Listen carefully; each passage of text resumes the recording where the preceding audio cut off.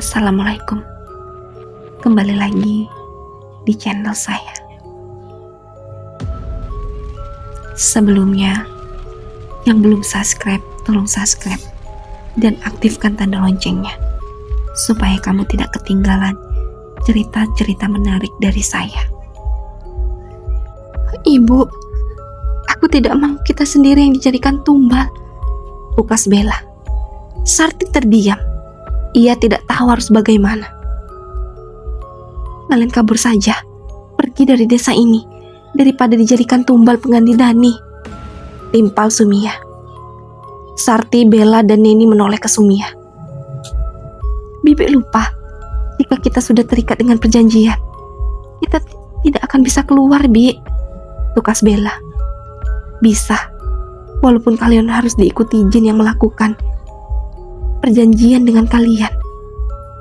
Mbak sudah katakan padamu sebelumnya, bukan? Lebih baik jangan menumbalkan pria berdarah manis. Pasti ada yang menyekap Dani, lalu memenggal kepalanya dan menggantungkannya kepalanya di depan pintu rumah kalian. Benar juga apa yang kamu katakan. Pasti ada yang sengaja menyekap Dani dan menggantungkan kepalanya di depan pintu, timpal Sarti.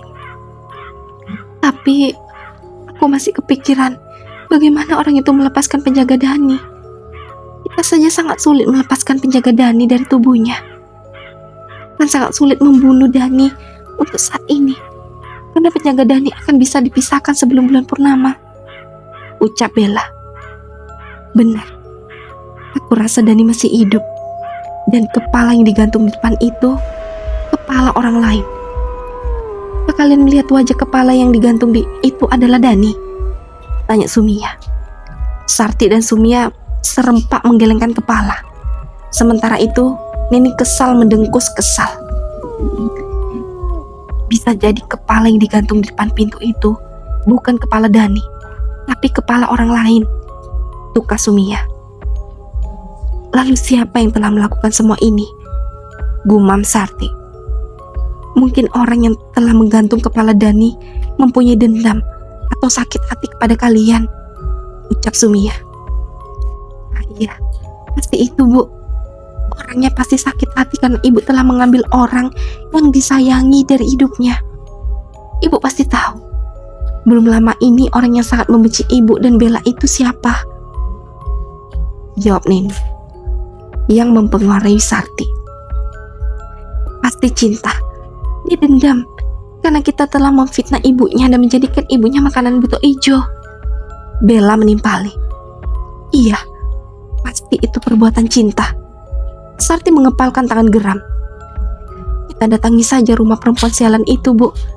Kita buat perhitungan dengannya dan kita rebut kembali Dan dari cinta, usul Bella. Iya, benar yang dikatakan Bella, Bu, tukas Neni. Sarti, Bella, Neni, dan Sumia akhirnya mereka datang ke rumah Cinta karena hasut dari Neni. Cinta, keluar kamu. Keluar sekarang juga, atau aku bakar rumah ini, teriak Bella penuh emosi. Wajah Bella memerah, tangan terkepal. Perempuan itu benar-benar marah kepada Cinta. Hei, cepat keluar anak kurang ajar. Tak lama kemudian terdengar suara pintu berderet. Pintu terbuka. Dari dalam rumah keluar Cinta. Ada apa kalian berteriak-teriak? Cinta menatap sinis Bella dan yang lainnya. Kembalikan Dani kepada kami, ucap Sarti lantang. Apa maksud kalian menanyakan Dani kepadaku? Ucap Cinta berdacak pinggang. Kamu tidak usah sok tidak tahu, Cin. Aku tahu. Pasti kamu yang menyembunyikan Dani dan menggantungkan kepala orang lain di depan pintu rumahku, kan? Jangan sembarang bicara kamu, Bel. Aku memang membenci kalian, tapi aku tidak menyembunyikan Dani di rumahku. Kamu pikir aku seperti kalian? Bohong. Orang sepertinya tidak bisa dipercayai. Silakan saja periksa rumahku jika kamu berpikir Dani ada di rumahku. Sarti, Bella, dan Sumia saling berpandangan. Mereka kemudian mengangguk. Bella dan Sumia lalu masuk ke dalam rumah Cinta. Beberapa lama kemudian mereka keluar. Ada suamimu di rumahku, Bel, Bella diam, tak menanggapi perkataan Cinta.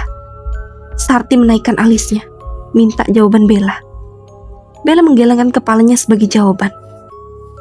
Sudah kukatakan, suamimu tidak ada di rumahku.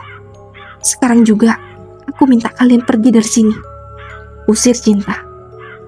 Tidak kamu minta pun kami akan pergi. Bella, Neni, Sarti, dan Sumia pergi meninggalkan rumah Cinta.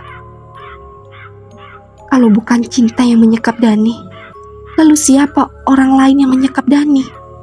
Gumam Sarti. Sumia menatap Neni setelah kepergian mereka dari rumah Cinta. Bibi Sumia, kenapa melihatku seperti itu? Neni merasa tidak nyaman dengan tatapan Sumia.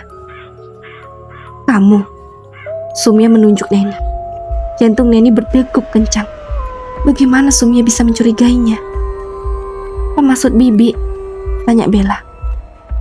Bukankah Neni yang pulang lebih awal dan tidak menemukan Dani di rumah?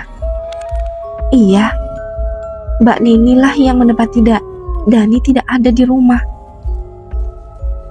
Apa alasanku menyembunyikan Dani, Bel?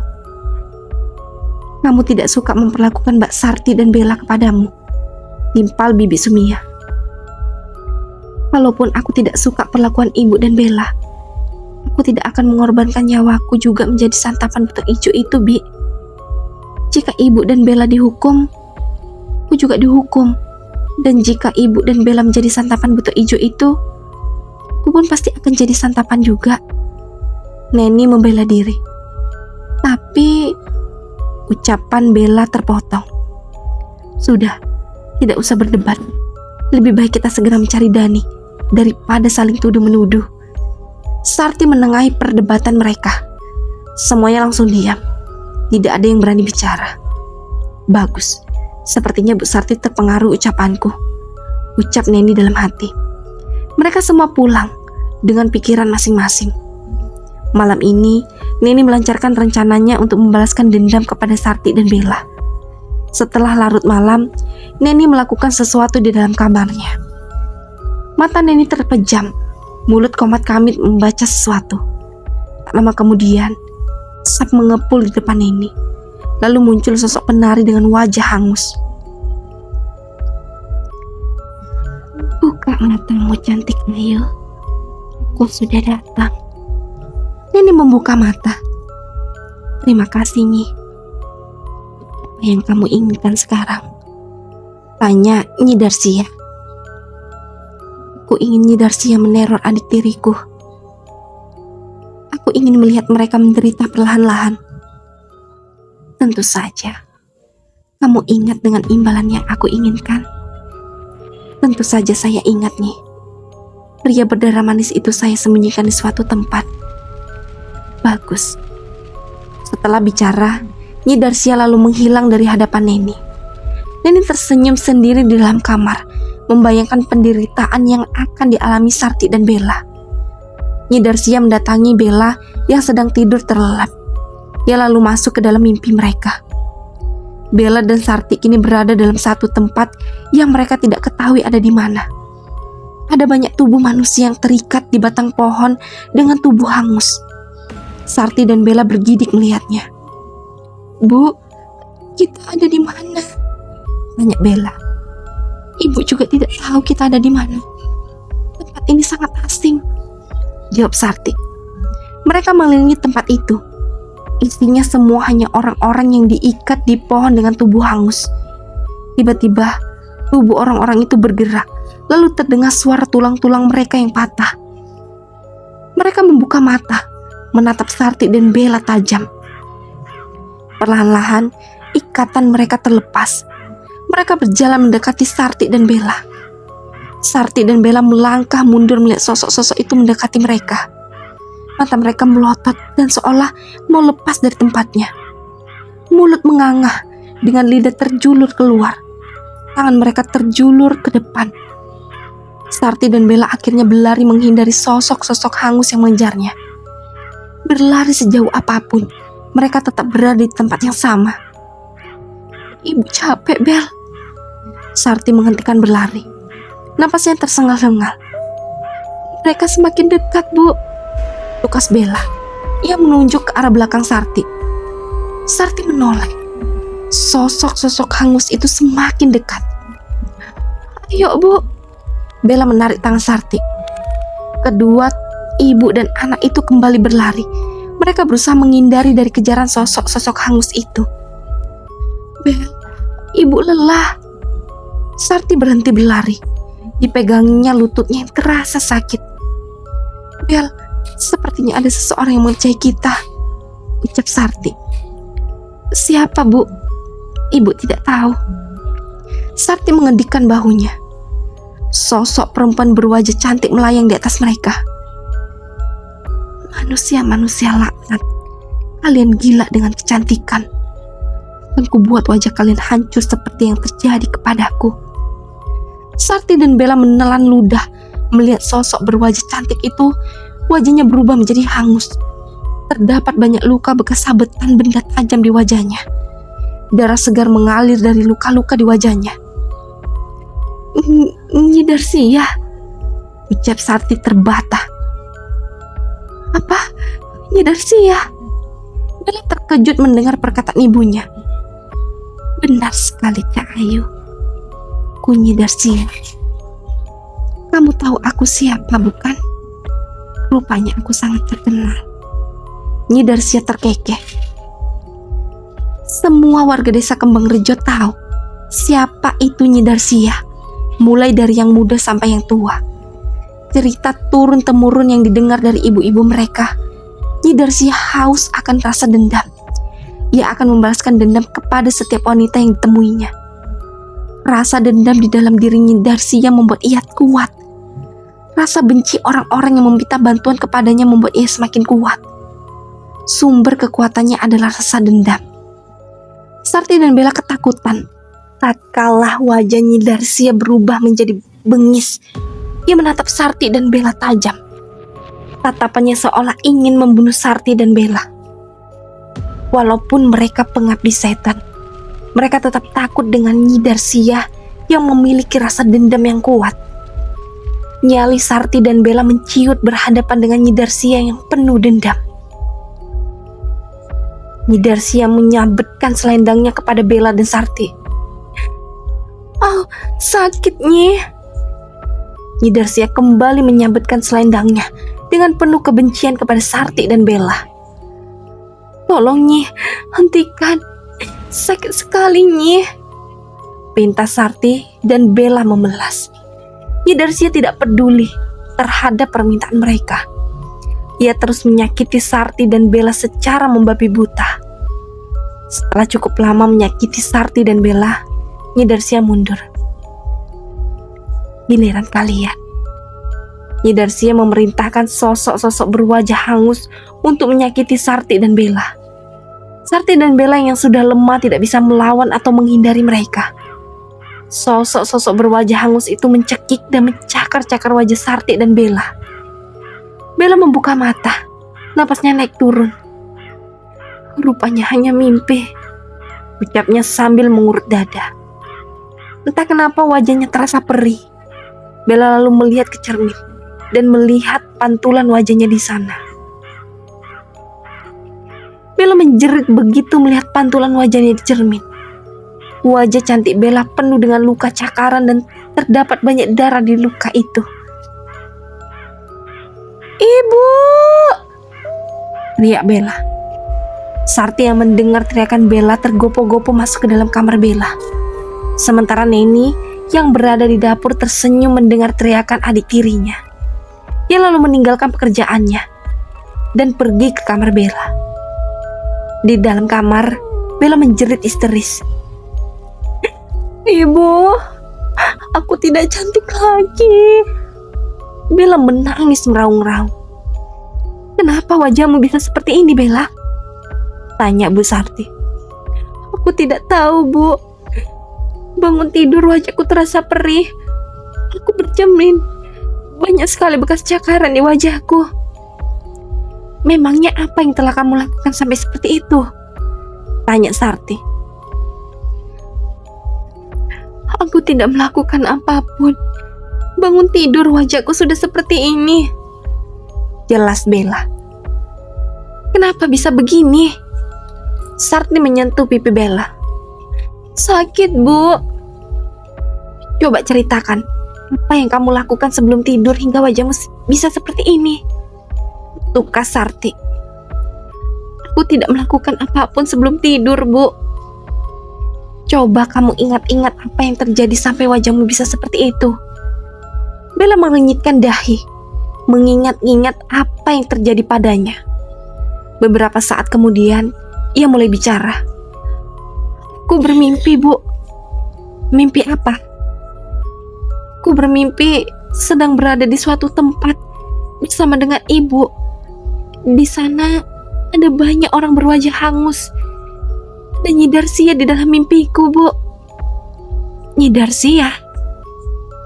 Iya, Bu. Aku bermimpi Nyi Darsia memukul kita berdua dengan selendangnya. Lalu Nyi Darsia memerintahkan orang-orang berwajah hangus untuk mencekik kita. Dalam mimpi itu, mereka juga mencakar wajahku dan ibu. Rasanya sakit dan perih. Tapi ketika aku bangun, wajahku penuh dengan bekas luka, cakaran dan sakit. Sarti menopang dagunya. Ia tengah memikirkan perkataan putrinya itu. Ibu, panggil Bella. Ah iya, ibu ingat. Dulu Mbah pernah bilang, jika kamu bertemu dengan Nyi Darsia di dalam mimpimu, berarti ada seseorang yang tidak menyukai dan Nyi Darsia datang ke mimpi orang tersebut untuk menyakiti orang tersebut. Siapa yang tidak menyukaiku, Bu? Gumam Bella. Aku rasa cinta yang tidak menyukaimu, Bel. Sudah jelas bukan kalian saling tidak menyukai sejak lama. Ini yang dari tadi diam akhirnya buka suara. Ia mempengaruhi Bella jika Nyi Darsia datang ke dalam mimpi Bella karena cinta. Bella mengangguk-angguk. Ia sependapat dengan perkataan Neni. Jika cintalah yang telah meminta Nyi Darsia masuk ke dalam mimpinya dan menyakiti dirinya. Pantas saja tubuh ibu sakit semua dan leher ibu terasa sakit dan kemerahan seperti bekas cekikan. Timpal Sarti. Lebih baik kamu jangan datang ke ritual persembahan, Bel. Hari ini mereka semua pasti menertawakan keadaanmu. Di desa Kembang Rejo ini, kecantikan adalah yang utama. Kali ini Neni benar, Bel. Lebih baik kamu tidak datang ke acara ritual. Ibu tidak mau mereka menertawakanmu. Tukas Sarti. Lagi pula kalau ketua menanyakan lagi tentang Dani, kamu tidak punya alasan kenapa Dani belum ditemukan. Biar aku dan ibu saja yang menghadapi kemarahan ketua kali ini. Kamu pulihkan saja wajahmu lebih dulu, usul Neni. Baiklah, jawab Bella pasrah. Sementara Sarti dan Neni pergi ke tempat ritual, Bella berada di rumah sendiri. Ia sibuk mengobati dan memulihkan wajahnya yang penuh dengan luka cakaran. Ibu, duluan saja. Aku akan mengambil kayu bakar yang sudah aku kumpulkan kemarin. Kemarin belum sempat aku ambil, ucap Neni. Pergilah, jawab Sarti sengit. Neni lalu pergi meninggalkan Sarti yang terus berjalan ke tempat ritual. Neni yang memiliki kekuatan di atas manusia rata-rata. Ia berlari dengan cepat ke rumah Maijah. Kelebihan yang Neni miliki ialah ia dapatkan dari siluman ular, penunggu gua di dekat gunung. Banyak kekuatan Neni yang dapatkan dari siluman ular itu. Neni mampu berlari cepat. Ia mampu menghilang dan memiliki kekuatan membunuh tanpa harus menyentuh korbannya. Namun untuk membunuh atau menyakiti Sarti dan Bella, ia tidak bisa karena mereka dilindungi oleh Mbah, roh neneknya Bella. Walaupun roh Mbah sudah dimusnahkan, tetap saja Neni tidak bisa menghabisi Sarti dan Bella. Maka dari itu, siluman ular penunggu gunung meminta Neni membangunkan jasad Nyi Darsia, penari yang meninggal membawa dendam ke Sumat. Hanya dengan bantuan Nyi Darsia lah Neni mampu membalaskan dendam kepada Sarti dan Bella. Arwah penari itu mampu membalaskan dendam seseorang karena rasa marah dan dendam adalah sumber kekuatannya. Sesampainya di rumah Mak Ija, Neni mengganti pakaiannya dengan pakaian serba hitam dan juga penutup wajah khas ketua desa Kembang Rejo. Bu, aku pergi dulu. Jaga Dani baik-baik. Aku pergi. Pamit Neni kepada Mak Ija, ibunya. Iya nak, buat satu persatu perempuan-perempuan itu menderita, jawab Mak Ija sambil mencium pucuk kepala Neni. Neni lalu meninggalkan rumah yang ditempati Mak Ija dan melesat pergi ke tempat ritual. Neni masuk melalui jalan rahasia yang berada di belakang tempat ritual. Ia membuat jalan itu supaya mereka mengira Neni tinggal di tempat lain dan bisa menembus dinding. Jalan rahasia itu juga pernah dan ditemukan. Karena kebodohan kebanyakan perempuan desa Kembang Rejo yang sangat mempercayai hal mistis, Neni membodohi mereka jika ia selaku ketua tinggal di alam lain dan mendatangi mereka saat acara ritual saja. Mereka kagum dengan kehebatan ketua yang mampu menembus dinding. Walaupun kekuatan yang Neni miliki cukup kuat, namun tempat ritual itu sepertinya dilindungi kekuatan sihir, sehingga Neni tidak bisa menghilang dan masuk begitu saja ke sana. Neni akhirnya menemukan cara supaya dia terlihat hebat oleh wanita-wanita bodoh itu. Ia membuat jalan rahasia, sehingga mereka mengira Neni keluar dari dinding.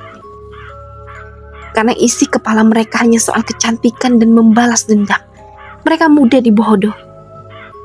Neni memang besar di desa Kembang Rejo, namun ia tidak sebodoh mereka. Soal perempuan-perempuan desa yang keluar mencari tumbal, mereka hanya memanfaatkan kecantikan tanpa kecerdasan. Neni lalu keluar menemui perempuan-perempuan yang menganggap ia guru. Mereka selalu berdacak kagum melihat ketua mereka menembus dinding. Malam ini, siapkan daging manusia untuk memberi makan burung-burung gagal, dan juga untuk memperkuat dan membuat kita kebal dari benda tajam. Tita Neni sebagai ketua warga desa Kembang Rejo. Baik ketua, jawab mereka serentak. Baiklah, sekarang kita lakukan ritual menghormati leluhur, ucap Sarti. Sejak menjadi ketua, Neni hanya mengikuti tradisi yang telah diajarkan ketua mereka sebelumnya. Neni yang mulanya tidak terbiasa dengan tradisi dan kebiasaan menjadi ketua, lambat laun ia terbiasa dan menikmatinya. Sepulang dari acara perkumpulan di tempat ritual, luka-luka di wajah Bella masih belum sembuh, malah menjadi semakin parah. Kenapa semakin parah luka di wajahmu, Bel? Tukas Bu Sarti. Enggak tahu, Bu. Semakin perih saja dan juga gatal, jawab Bella sambil menggaruk pipinya. Jangan kamu garuk-garuk terus, nanti semakin parah luka di wajahmu, tukas Sarti. Aku tidak tahan, Bu. Rasanya sangat gatal. Sarti mondar-mandir memikirkan keadaan Bella. Maaf, Bu. Kalau aku boleh kasih saran, sebaiknya Bella dibawa kepada Mak Ija untuk diobati. Terlepas dari apapun yang kita pikirkan tentang Mak Ija, wanita itu pandai mengobati orang sakit. Terbukti sudah banyak orang sembuh diobati Mak Ija. Neni buka suara. Tidak. Walaupun ketua percaya kepadanya, tapi tidak denganku.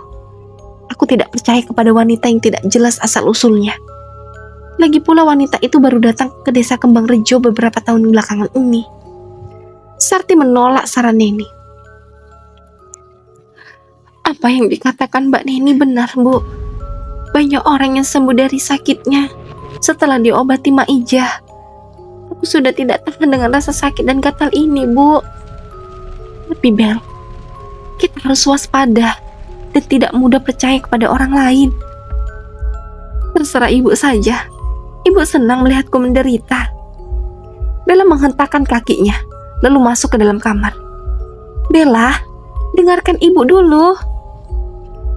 Ada jawaban dari Bella. Sepertinya dia marah kepada Bu Sarti. Neni melipat tangannya di dada. Ia menyunggingkan senyum melihat ada keregangan hubungan ibu dan anak itu. Neni menghampiri Sarti. Sepertinya Bella marah kepada ibu. Lebih baik kita tinggalkan saja Bella dulu dan pergi mencari apa yang ketua minta untuk kita bawa malam ini. Atau ketua akan marah besar.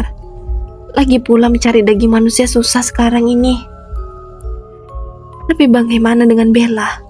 Dia kesakitan dan gatal wajahnya seperti itu. Tidak apa-apa, Bu. Kita pergi tidak terlalu lama. Bella pasti mengerti. Atau ibu ingin ketua marah kepada kita? Sarti diam. Ia menimang nih bilang perkataan Neni. Baiklah, kamu temui Sumia dulu. Aku ingin bicara sebentar kepada Bella.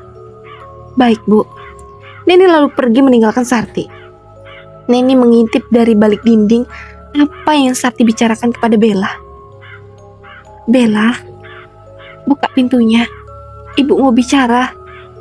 Bujuk Sarti kepada Bella. Ibu pergi saja. Tidak usah pikirkan aku. Pikirkan saja supaya ibu hebat dan awet muda. Sungut Bella dari dalam kamar. Ibu akan berusaha mencari jalan untuk kesembuhanmu. Kamu akan cantik seperti semula. Ibu janji, Bel. Dasar wanita tua. Kamu pikir mudah menyembuhkan luka di wajah putrimu itu? Ucap Neni dalam hati. Sarti beranjak dari depan kamar Bella. Gegas Neni melesat pergi sebelum Sarti keluar. Dengan sekejap, Neni sudah sampai di rumah Sumia. Sebenarnya Neni agak malas berhadapan dengan Sumia. Wanita itu penuh rasa curiga kepada siapa saja. Lebih waspada daripada Sarti. Bibi, panggil Neni. Tak lama kemudian pintu berderet. Keluarlah Sumia dari dalam. Sumia menatap Neni dengan pandangan yang berbeda. Bibi, kita akan berangkat kapan? Tanya Neni. Sebentar lagi. Mana Mbak Sarti dan Bella? Ibu sebentar lagi akan datang. Tak lama kemudian, Sarti datang. Bagaimana keadaan Bella, Mbak? Luka di goresan di wajahnya semakin lebar. Biasanya jika hanya luka biasa, akan segera sembuh dengan membasuh wajahnya dengan air campuran darah dan juga melati. Luka itu berasal dari Nyi Darsia, Mbak. Kan sulit diobati. Karena Nyi Darsia seorang penari yang memiliki kekuatan sangat besar semasa hidupnya. Walaupun sudah mati, dia tetap kuat dan bertambah kuat jika orang yang membangkitkan rohnya memiliki dendam. Apa kamu lupa dengan apa yang dikatakan ibu kita dulu, Mbak? Aku tahu, Sum. Aku baru ingat. Korin mendiang ibu yang aku simpan dalam lukisan itu tidak ada. Entah sejak kapan menghilang. Ia yang selama ini melindungi rumahku dan juga aku dan Bella. Pantas saja Dani bisa menghilang. Rupanya ada seseorang yang sengaja menghilangkan korin ibu dari rumahku. Neni, apa kamu tahu ada orang yang masuk ke rumah? Neni mengerutkan kening, pura-pura mengingat sesuatu. Sepulang dari mencari kayu bakar, aku berpapasan dengan orang yang tidak dikenal. Dia melewati rumah, Bu. Tidak biasanya ada orang asing di desa ini. Tapi aku tidak menyapa atau bertanya kepadanya. Laki-laki atau perempuan? Tanya Sumia. Laki-laki, Bi. Jangan-jangan dia randu. Pasti dia ingin membalas kematian Nila, putrinya. Ucap Sarti mantap. Apa mungkin dia pelakunya, Mbak? Tanya Sumia. Aku tidak tahu. Siapa lagi kalau bukan Randu pelakunya? Akan ku buat perhitungan dengannya nanti malam. Randu dan istrinya mau melakukan perjanjian dengan Nyi Darsia, Mbak. Apa yang tidak mungkin di dunia ini? Mereka berdua sangat taat beribadah dan sangat patuh kepada Tuhannya, Mbak. Apa mungkin mereka mau melakukan itu? Yang namanya orang kalau sudah sakit hati, dia tidak peduli dengan benar dan salah. Yang dia tahu hanyalah membalas dendam. Terbit senyum Neni yang hanya dia mendengarkan pembicaraan dua orang kakak beradik itu. Sakti tidak menyadari jika dirinya lah dalang dari apa yang terjadi kepada Bella. Tunggu nanti malam, Randu. Beraninya kalian main-main denganku. Sakti mengepalkan tinjunya. Malam harinya setelah ritual di tempat persembahan dilakukan, Sakti bergegas pulang. Ia tidak mau menunggu lebih lama lagi. Sakti kini berada di dalam kamarnya. Ia duduk bersila dengan sesajen di hadapannya. Mata wanita itu terpejam. Mulut komat kamit membaca sesuatu. Di tempat lain, di rumah Randu dan Darmi, Randu tengah merokok di teras rumahnya sambil memandangi hutan jati yang gelap di depan rumahnya. Tiba-tiba hembusan angin yang kencang dan dingin membuat tubuh tuanya menggigil. Randu beranjak dari terasnya. Ia masuk ke dalam rumah. Terdengar suara batu dan pasir dilempar ke atas rumahnya. Darmi yang tidur di kamar terperanjat mendengar suara itu. Wanita itu gegas bangun untuk menemui suaminya. Wanita itu menggelung rambutnya yang terurai dan keluar kamar. Di ruang tamu, suaminya sedang merokok membelakangi Darmi. Pak, ada orang yang ngirim sesuatu ke kita. Paling juga yang kirim pengen kita mati, Bu. Lagian kita sudah tua. Hidup buat apa kalau anak kita sudah tidak ada? Mati pun tidak masalah. Kenapa kok bicara seperti itu? Hidup dan mati kita ada di tangan Gusti Allah.